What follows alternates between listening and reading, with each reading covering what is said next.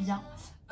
Aujourd'hui, j'ai décidé d'aborder un sujet qui est un peu plus tabou que ce qu'on a l'habitude de voir sur les réseaux sociaux, je pense.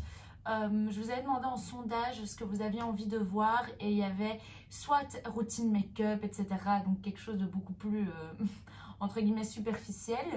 Ou du coup, une autre question qui me tient particulièrement à cœur, qui est celle de tout ce qui est troubles alimentaires, troubles alimentaires, du rééquilibrage alimentaire que j'ai débuté et de comment je le vivais, etc.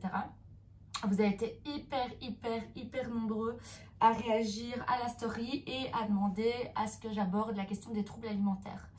Donc voilà.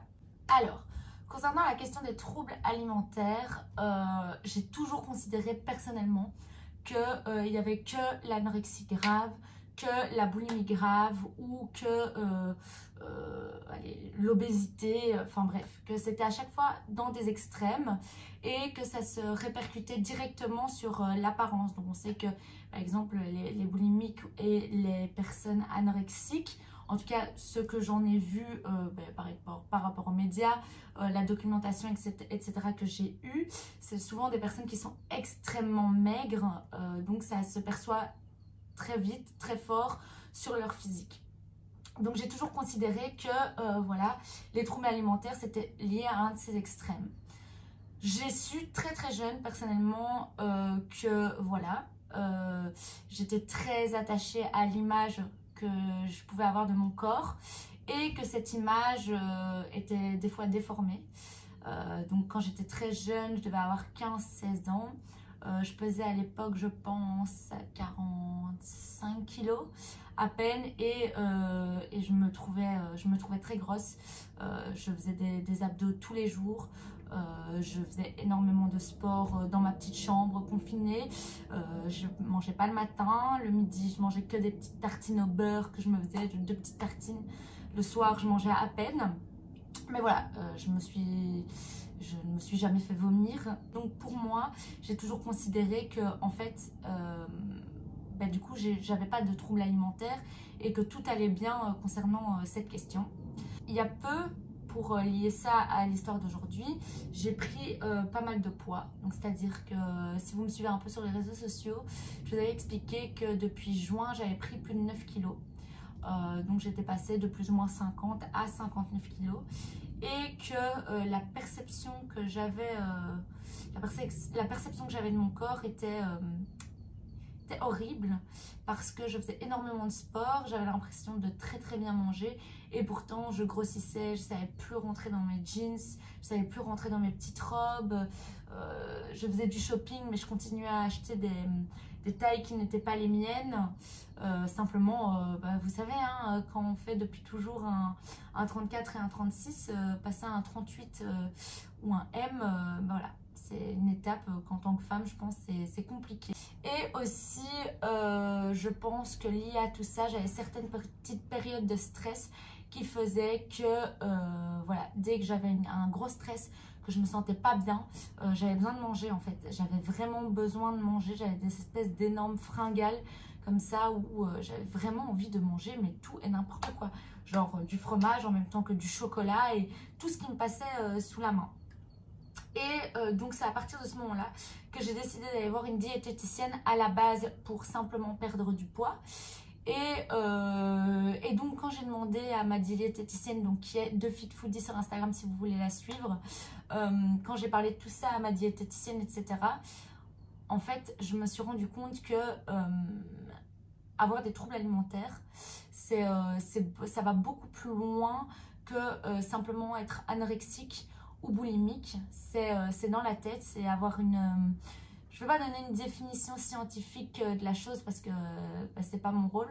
Je suis pas docteur, j'ai pas fait d'études là-dessus, etc. Mais plus par rapport à mon ressenti, c'est avoir une perception qui est déformée de son corps. Et cette perception déformée nous pousse à avoir des comportements particuliers qui sont négatifs par rapport à tout ce qui est nourriture. Négatif, on n'a peut-être pas l'impression que c'est négatif quand on a ces comportements, mais en fait on se rend compte par la suite que voilà, ce ne sont pas des comportements normaux, ou du moins qui sont bons pour nous. De parler de tout ça avec de Fit Foodie, donc Justine, ma diététicienne, ça m'a fait énormément de bien. Et pour vous raconter un peu comment s'est passée la consultation, j'ai pleuré toutes les larmes de mon corps, parce que pour une fois quand j'ai expliqué le fait que voilà, à l'époque j'étais toute mince, que tout le monde me disait tout le temps que j'étais belle, que on ne comprenait pas pourquoi est-ce que je voulais faire régime, que j'étais parfaite comme ça, etc. Et que moi, je me voyais encore énorme dans la glace, que ce corps ne me plaisait pas, que je voulais toujours plus maigrir, toujours plus perdre de graisse entre mes cuisses, sur mon ventre, etc. Et à chaque fois, je comprenais, ça m'énervait d'entendre toujours ces mêmes commentaires. Justine m'a écoutée et m'a dit je comprends les comportements que tu as pu avoir. C'est pas bon pour toi, mais je le comprends. Je comprends que tu puisses te percevoir comme ça. Et en fait, je pense, et c'est pour ça que j'ai eu un message qui était très fort, je pense, sur les réseaux sociaux, par rapport à aux personnes qui me suivaient, c'était de dire, les filles, arrêtons de juger les autres sur la perception qu'ils ont de leur propre corps. Arrêtons de dire à une fille qui est déjà, selon nous, toujours selon nous, très belle, très bien proportionnée, arrêtons de lui dire, mais arrête, mais pourquoi est-ce que tu veux maigrir? C'est complètement idiot, ça n'a aucun sens, et puis tu es déjà assez mince comme ça, ça servira encore à quoi? Tu veux perdre un os? On a parlé beaucoup du body shaming, mais en fait dans les deux sens, pour les personnes qui avaient trop de forme selon la société ou selon la perception collective, et de dire à ces personnes, vous avez trop de forme, vous devez faire ci, vous devez faire ça, mais en fait on se rend compte aussi sur les réseaux sociaux, quand on regarde les commentaires que certaines personnes ont, qu'il y a du body shaming aussi dans l'autre sens, c'est-à-dire des filles qui sont minces, qu'on voit faire du sport, qu'on voit faire attention à leur alimentation et qu'on va leur dire non mais n'importe quoi, t'es déjà trop mince, ceci, cela. Je pense qu'aujourd'hui, en 2020, un discours comme ça doit s'arrêter. Ça ne peut plus exister. Parce que l'acceptation de soi, je pense que c'est le plus difficile. C'est encore très personnel, mais accepter que l'autre soit comme ça et ne pas se dire j'ai quelque chose à dire sur la manière dont cette personne se présente à moi, se présente aux autres. Ça, c'est trop personnel. Voilà, pour les personnes qui se sentent incomprises par rapport à leur perception de leur corps, parce que voilà, elles se sentent pas bien dans leur corps, etc., et qu'elles ont l'impression que personne comprend en fait ce mal-être. J'ai envie de vous dire aujourd'hui, c'est pas grave. En fait, tu n'es pas seule dans cette situation. On est énormément de femmes et d'hommes, c'est important de le dire, dans cette même situation, malgré les apparences, malgré les photos sur Instagram, les vidéos YouTube, les tenues excentriques, ça ne veut rien dire. On est toujours très étonné du fait que moi personnellement, j'ai pas énormément de confiance en moi au niveau de mon corps en tant que tel. Pas spécialement de ma personnalité, etc., mais plus par rapport à mon corps. On est toujours très étonné parce que je poste des photos sur Instagram, que voilà, mon métier c'est de faire des photos tout le temps, ou aujourd'hui de faire des vidéos, et donc souvent on est étonné, mais voilà, ça veut rien dire en fait. Ça veut rien dire, c'est souvent des façades, ça nous permet d'aller mieux. Moi perso, ça m'a énormément aidé dans mon acceptation de moi-même, etc., d'avoir tous ces petits commentaires très gentils, d'avoir ce suivi, etc. Mais voilà, tout le monde n'a pas cette chance. Et encore une fois, et je pense que c'est vraiment le mot du jour par rapport à ça, et après on va clôturer, c'est acceptez-vous vous-même. Mais acceptez-vous vous-même, mais n'imposez pas aux autres de s'accepter comme ils sont. N'ayez pas de jugement par rapport à comment les autres se sentent dans leur basket, dans leurs vêtements, dans leur vie. Chaque personne a une perception qui est très particulière d'eux-mêmes, et c'est important de ne pas avoir d'interférence par rapport à ça.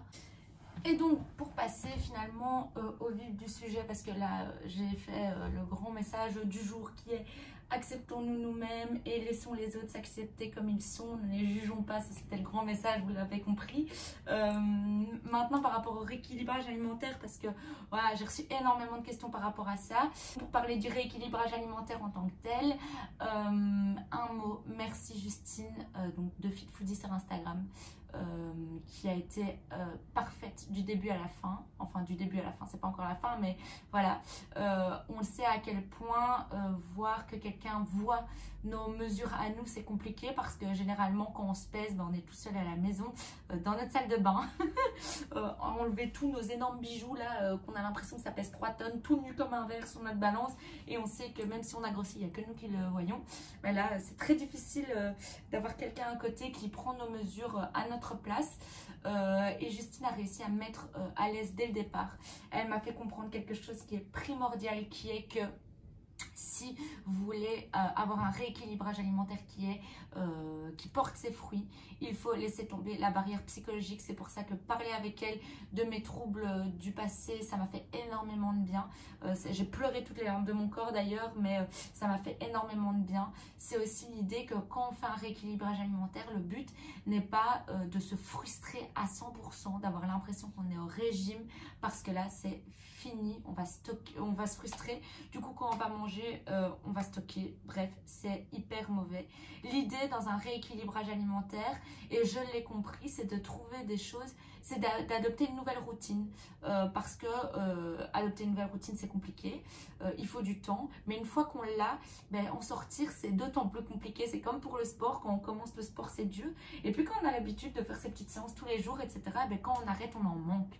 Et ben, c'est le même pour l'alimentation. Au début, c'est dur d'apprendre à mieux manger. Et puis quand on apprend à mieux manger, qu'on mange mieux, et ben, retomber dans ces travers, on se sent pas bien en fait. Et l'idée, en fait, c'est de trouver des choses qui sont bonnes pour vous et qui vous font plaisir.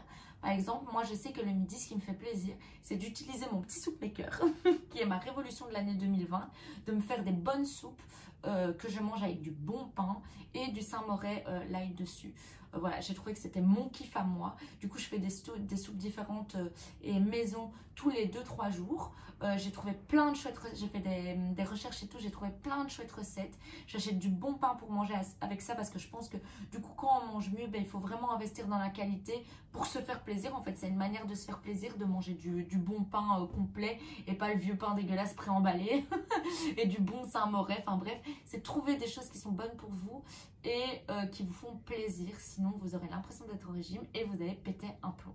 Moi, j'ai toujours eu l'habitude de faire des régimes hyper restrictifs où je mangeais plus rien. Et au final, quand je remangeais, j'étais une folle furieuse. Et ben là, c'est tout le contraire. Il faut adopter une routine pour que ça tienne dans le temps. C'est le secret, je pense, numéro 1.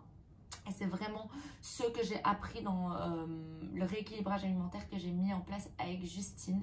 La première semaine, rien qu'en laissant tomber la barrière psychologique et en enlevant des petites habitudes alimentaires qui n'étaient pas spécialement bonnes pour ma morphologie, comme manger des œufs 4-5 fois par semaine, le matin ou le midi, manger beaucoup d'avocats, manger des bananes tous les jours, et ben rien qu'en supprimant ça, en mangeant un peu mieux et en laissant tomber cette barrière psychologique, j'ai perdu 2 kilos en une semaine.